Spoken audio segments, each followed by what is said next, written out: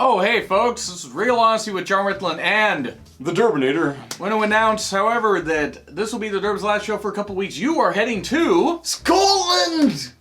Speaking of which, my second favorite country in the world. Yes. But yes, so you will basically get unhinged me for the next couple weeks. I'm sorry. I'm not sorry. No, because you deserve this vacation, my man.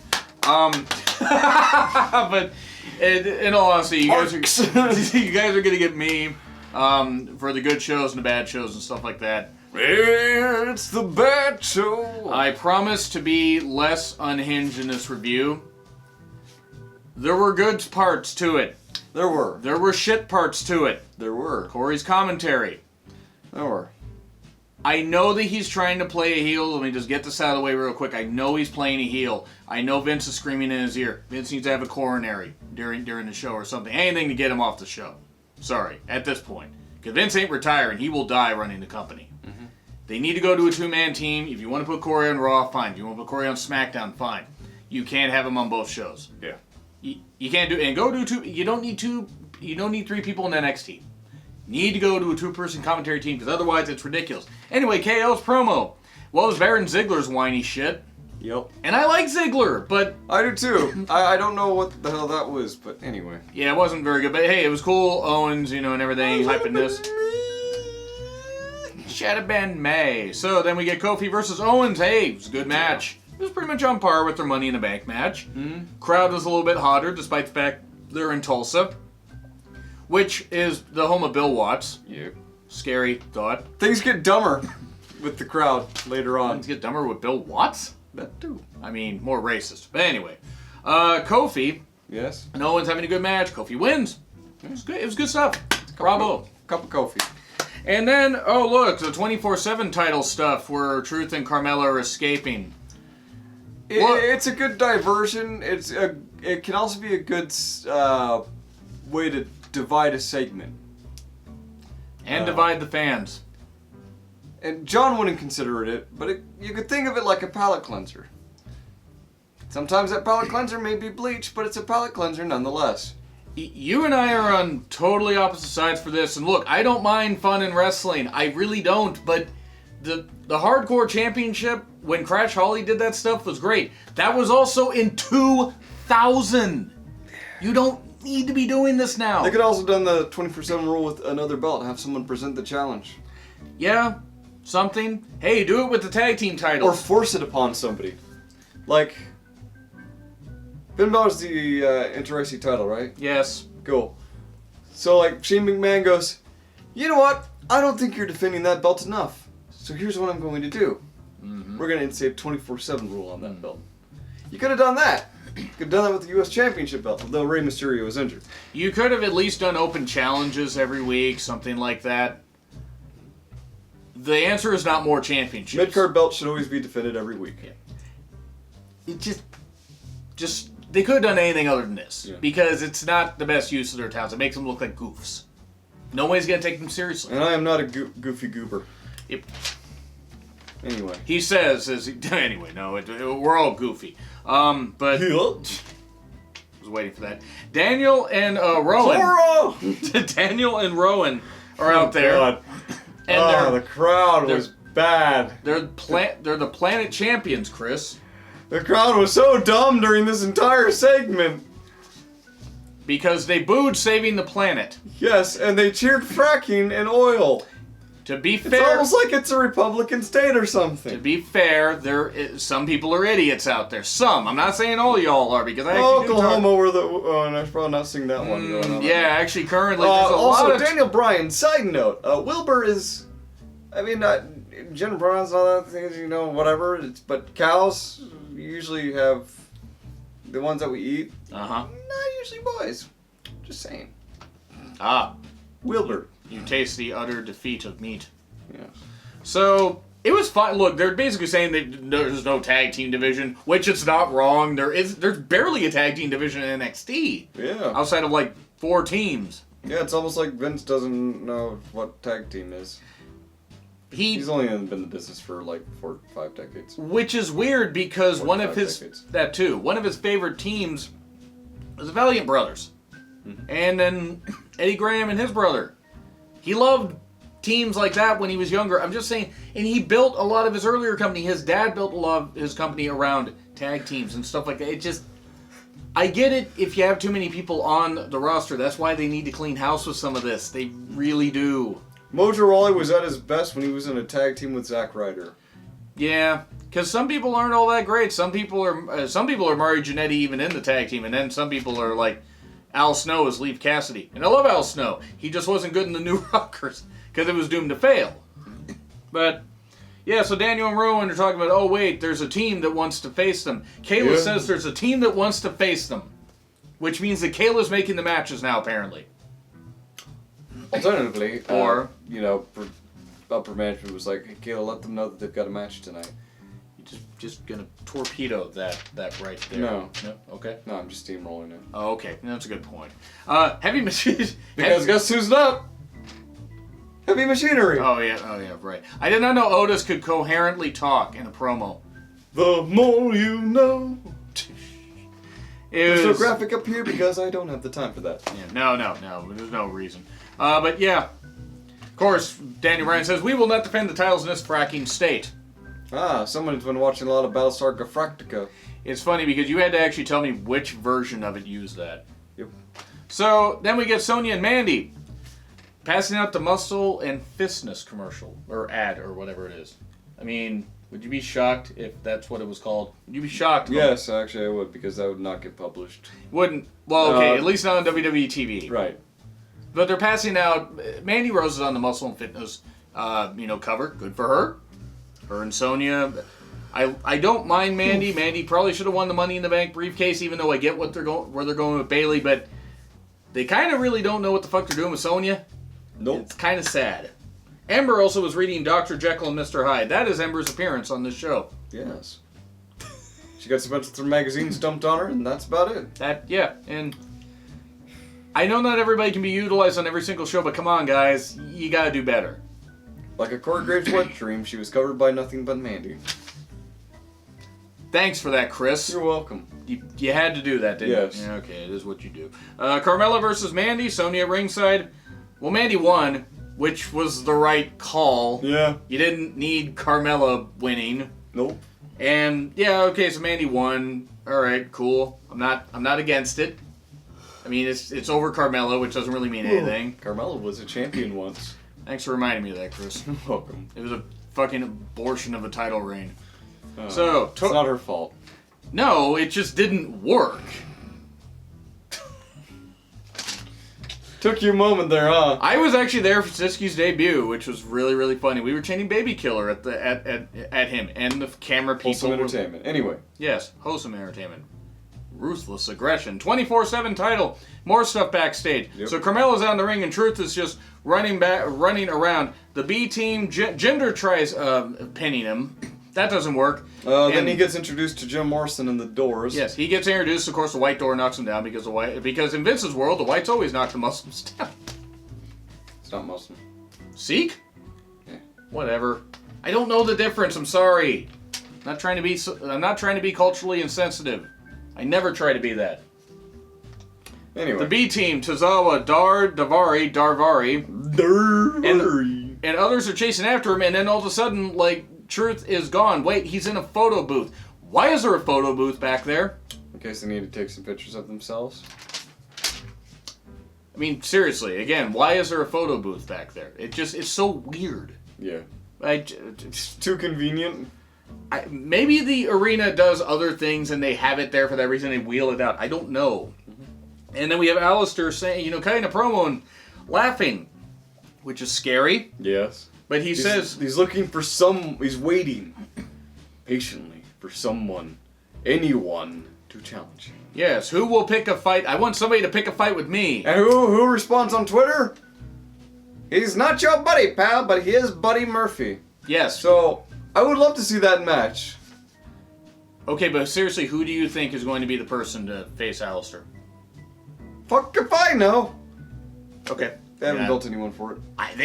They haven't built Alistair at all. I'm sorry, these promos, they've been fair in the middle of it. It is what it is. Maybe he's recovering from a minor sprain or injury and they just been having him do this and kind of refresh the character set. And also separating from Ricochet. Yeah, I mean, but they could have done that before Money in the Bank. Yeah. I don't know. It just seems like they could be utilizing some people better. Hey, EC3 was drinking at the Usos block party. Ooh. Looking miserable. Surprise. Can you blame him? Shane McMahon... That's probably the first carb he's had in a long time. I don't even know if he might have just been drinking water, for all Right. we know. I still like, though, John Morrison. It was on this thing of him and Miz dating two women, and Morrison says, "Butter? You think I got these abs by eating butter?" But anyway, we get Shane McMahon Appreciation Night, a video package highlighting Shane hitting a shooting star press in 2019. Because he is, in fact, the best in the world at what he does. Do we understand what he is saying to... No. No. Drew deserves far better than this. He does. He's earned it. Elias does, honestly, also. I mean, I get it. They're trying to go with this thing of Shane being a heel about 20 years too late. They did this in the 99. Could be USA Network call, whatever. But Elias is out there. And so, Drew... Yeah, and I'm pretty sure Shane McMahon didn't come up with it because, I mean, of the McMahon family, he's definitely the Ringo. I mean, he is still alive. He is. So he'll inevitably have the last laugh. He will. We then get Truth out there. And then suddenly Drake Maverick. And then Truth pins Drake. Mm-hmm. Defending his title. And then Shane's upset. Drew and Elias attack him. And then Elias covers Truth and Elias wins the title. I should have been more specific when I said I wanted Elias to win a main roster championship. You should have. You don't always get what you want. And I didn't get what I needed here either. No. We then get a backstage segment with Charlotte, rather, and Lacey doing some tea time stuff. Okay. Implying they might be a team. Was Lacey Mrs. Nesbitt?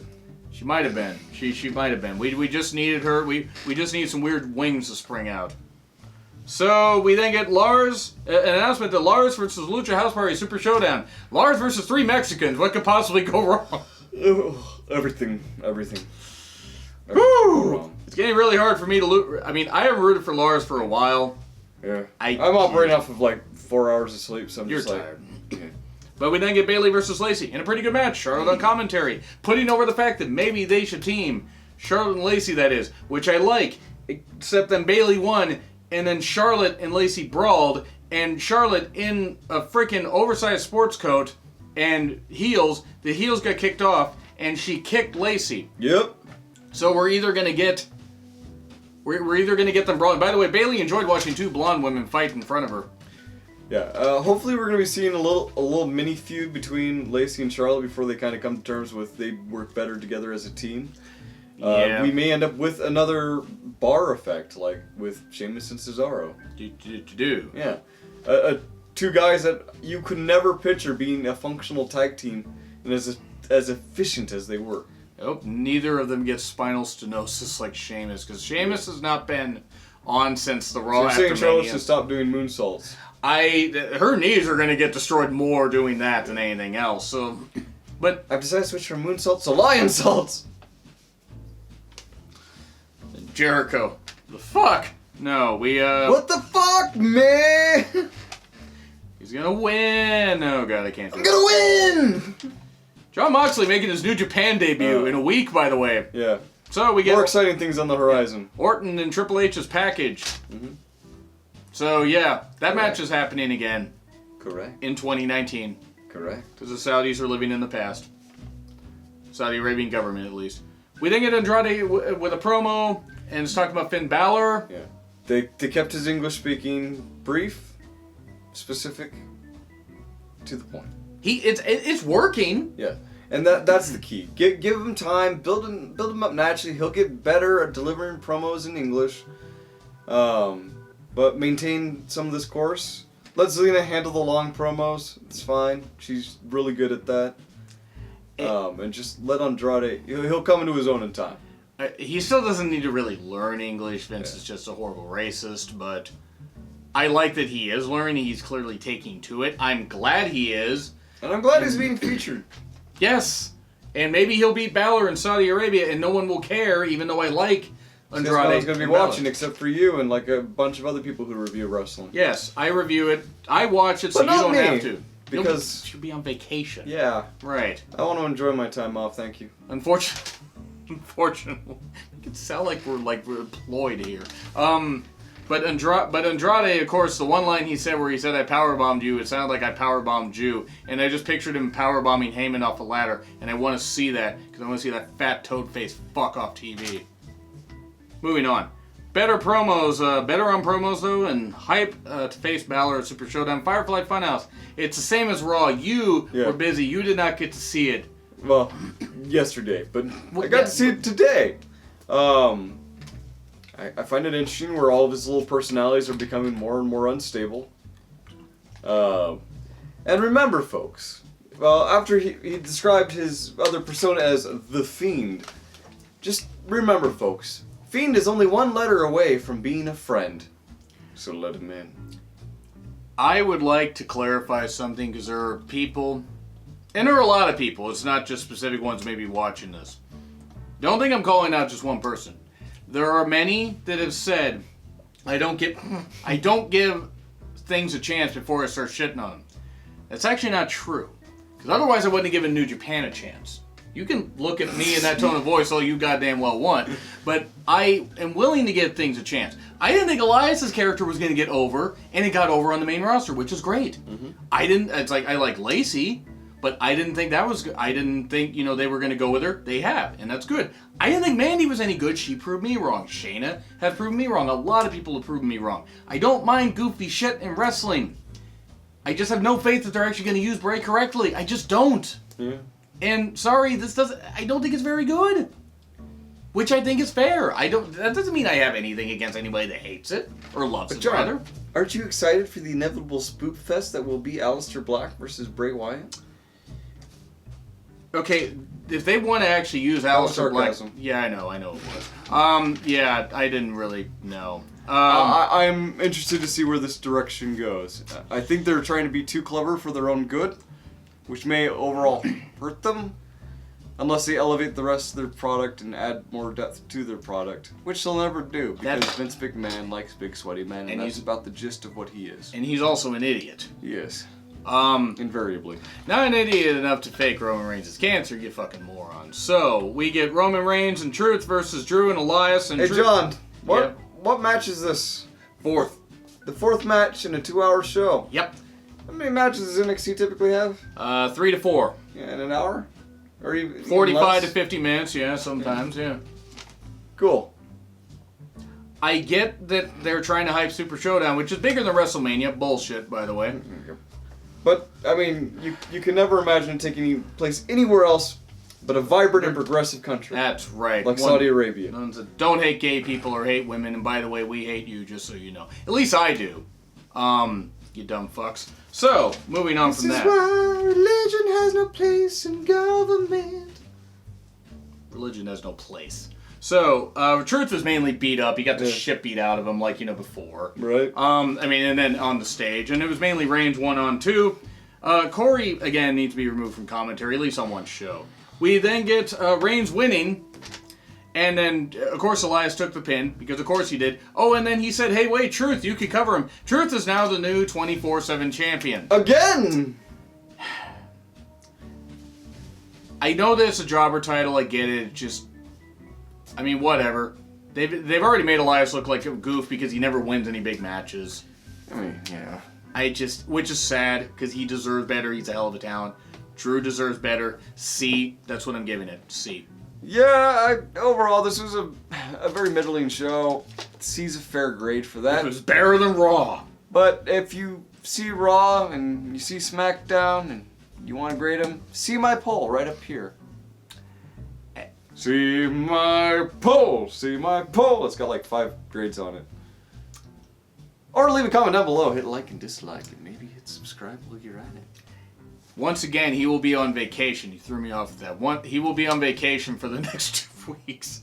And, good luck on your vacation. Have a whole lot of fun and everything. And you get Unhinged Me for the rest of the shows, except maybe TakeOver. That'd probably be good. I'm sorry.